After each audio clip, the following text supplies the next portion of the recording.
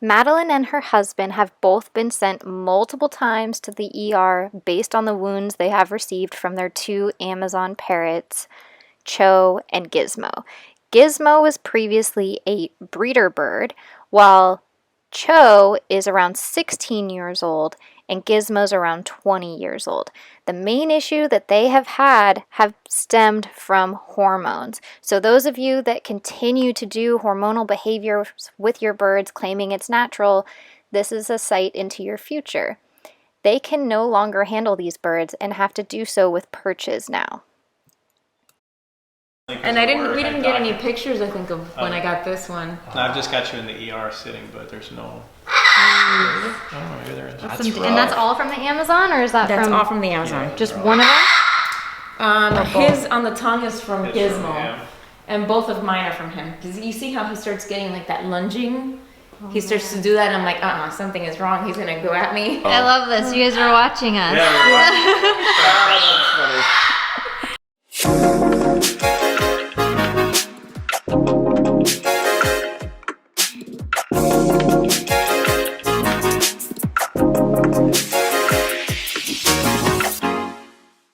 Now, we start our in-home consultations off by always seeing what kind of training the owner has already done with the bird. Here, he's getting a little bit of a response from the Amazon, but this Amazon is very distracted by being taken out in front of the other Amazon and the gray that's in the room. They have this funky dynamic between their 2 male Amazons and their 1 female African gray. The 2 Amazons seem to be kind of fighting over attention for the African gray, so it causes this dynamic between the 2 males where they're calling back and forth. So this one seems so distracted and we can't hear each other over their calling that we move to another room to see if this will lessen the effect that the other Amazon's having on this one coming out. To our disappointment, they just call louder to each other from this room. So as you can see by the body language alone, I've muted it for your guys' ears, but you can tell by the tail fanning that's about to happen and just those raised feathers, you can tell that this bird is being very vocal, that is communicating with the other one, getting very worked up about it, and we just can't get any sort of training response. So we try a few different things. We try changing the treat. We try changing the trainer. We try bringing in the African gray to see if that will calm the Amazon down, but that just serves as a distraction, and ultimately it ends up turning on the gray, who goes to try to find a nesting spot. All of the things that we tried to figure out as solutions backfired in our faces. If you're wondering why we didn't just take out both Amazons so they would stop calling back and forth, the reason is that the owners have told us that they do not get along and they will physically fight each other. All the birds are fully flighted, which has led to some of those attack photos you saw in the very beginning of this video, where some of those were flighted attacks. So we trust them, and based on the photos, we really don't want to be breaking up a physical altercation between 2 Amazons, so that's why we didn't try bringing out both Amazons at the same time and having that dynamic happen. When we sit down to brainstorm some solutions, Dave and I just kind of come to the realization that because the overall diet of these birds is so junky and full of fillers and sugars and crap, we are left with no treat value that is bigger than the dynamic of, or the reinforcement of, being able to call back and forth. So we realized we really need to conquer the diet. We asked these owners, hey, why didn't you change over the diet? They bought all the products, they have all the tools to do so, but they were unsuccessful in actually doing it. They just said they got discouraged when they wouldn't take the pellets, and they didn't even try with the fresh food, even though they had bought all the ingredients. So normally our fresh recipe, which I call our seasonal feeding recipe because there are different recipes that go based on what season you are in, we just go to the store, we grab the ingredients that we needed for it, and we whip it up. Normally it takes me around 6 hours, not including the day before of soaking the beans. So we do cut some corners to make this happen, but I go through and I teach them how to make my seasonal feeding system, and we make that the new priority, getting these birds onto a healthy diet so we actually have a high value treat to work with in the future. They hard boil eggs. I think that'll really help. I'm not going to do too many of these sprouts because I'm scared that it'll look too healthy to them. Okay. So if you find that they really love the sweet potato, here's how you're going to use it. You're going to take some of your seasonal feeding system, and then you're gonna mix it together, and what's gonna happen is that sweet potato acts as like the binding ingredient. So instead of looking like this, where it's a little bit more apart, now it's the thing that binds all the ingredients together. So when they eat the sweet potato, they're gonna get a little bit of everything. And they're gonna have to taste that other food in order to get the food that they want. Does that make sense? Yeah. So when they start to eat that sweet potato, they're gonna taste carrot, they're gonna taste, the spinach doesn't even change the flavor of this, which is why I chose to go with that. So you could get greens in them without them being affected. It's kind of like when you put spinach into a smoothie. It doesn't change the flavor. So that's what you would do. So then you would use less and less each time. So if you're gonna mix this in, let's say your initial thing starts like this, where it looks like it's mostly comprised of sweet potato.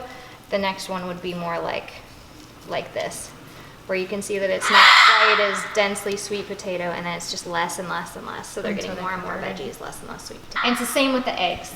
So you're gonna use the eggs in the same texture. You mash them up really good, and then you'll do the same mixing. Okay, so kind of make that the binding ingredient. All right, cool. So we have the one with hard-boiled eggs, and then we have the one with the yam. So we can see which one. And she was saying that Cho would probably respond better to the one with the eggs. So we could try that. Nice. And then I also have one that has some pellets incorporated in. So I was just saying, like, as you understand that the birds like the sweet potato, you can mix the pellets in. And in here, it's powdered and whole. So you can see that that's like a whole pellet. But if you take the whole pellets out, you can still see that there's powder in this. So in that piece, lots of powder. So they're still getting a flavor for what they like with that addition of the new flavor. So we're gonna get them out. Okay, I'll do that, and we'll see what he goes for. Yeah. Okay, so I decided to try both. Okay. We'll see. Do you want to put that on there?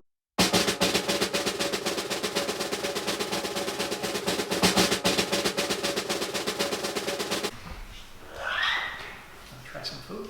No pressure, George. Just my feelings. Hey, buddy. Good boy. Good boy. Yummy.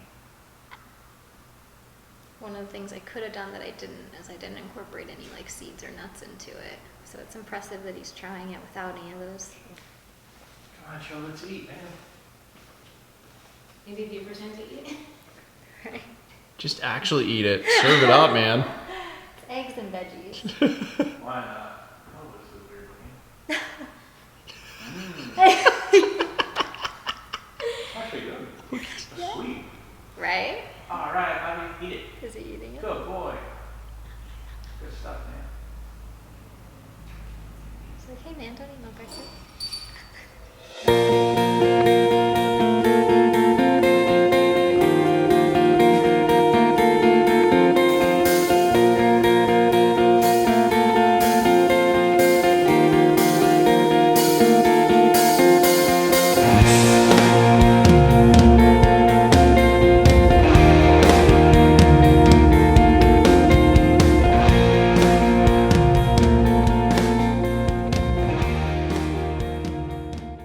I think for me it was a sense of relief because I was really concerned with Cho as far as his eating and his pickiness, and actually seeing that he accepted the chop.